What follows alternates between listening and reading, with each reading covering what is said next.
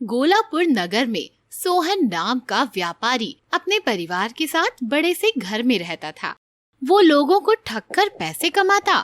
वो किसानों को कम दाम में जमीन देता था और जब फसल आधी तैयार हो जाती तो वो दाम बढ़ा देता था।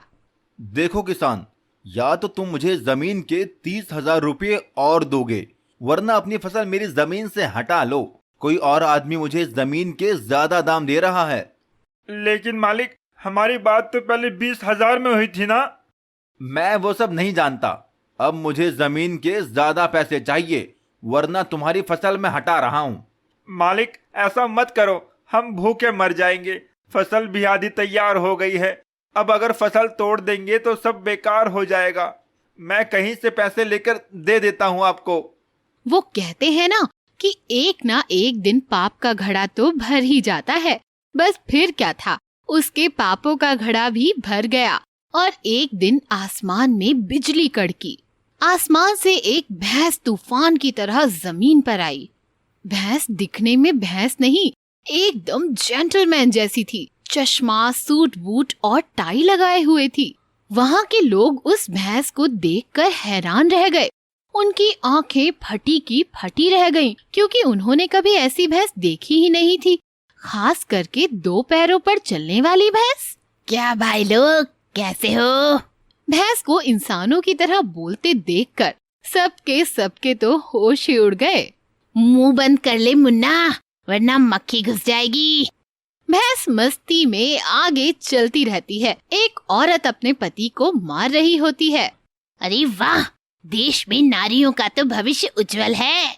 उसके बाद भैंस चलते चलते सीधा सोहन के घर आ जाती है। भैंस डोरबेल बजाती है। सोहन गेट खोलता है। स्वागत नहीं करोगे हमारा?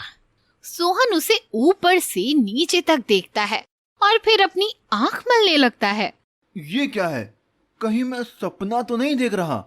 अरे मियाँ, आंख ही मलते रहोगे या अंदर भी बुलाओगे? चलो कोई बात नहीं, मैं खुद ही अंदर आ जाती हूँ। भैंस को अंदर देखकर सोहन का बेटा उसके पास आता है। अंकल, आप कैप्टन बफेलो हो ना? मैंने आपके बारे में कॉमिक बुक में पढ़ा था।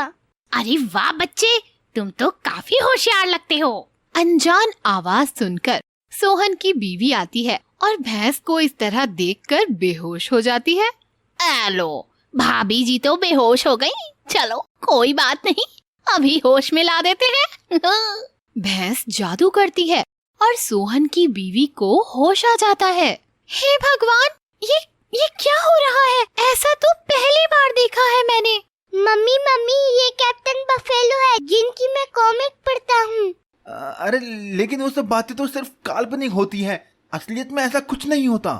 बाबू मोशाय, मेरे मुंह पर मेरी ही बेइज्जती कर रहे हो। वाह वाह।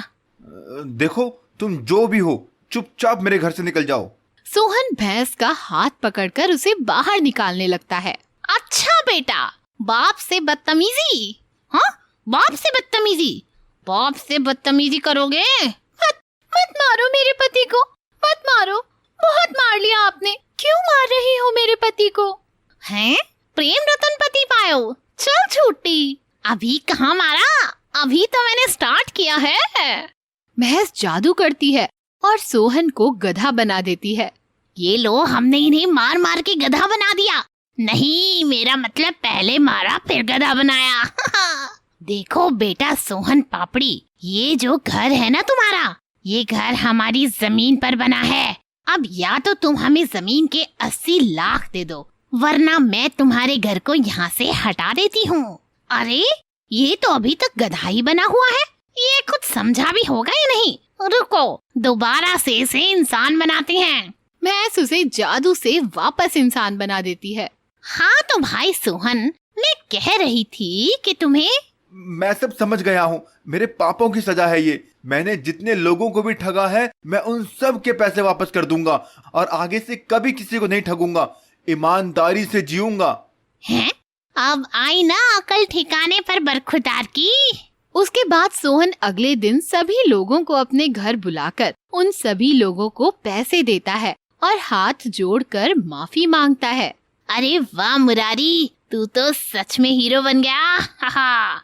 जी प्रभु, क्या कड़कनागर जाना है? ओके।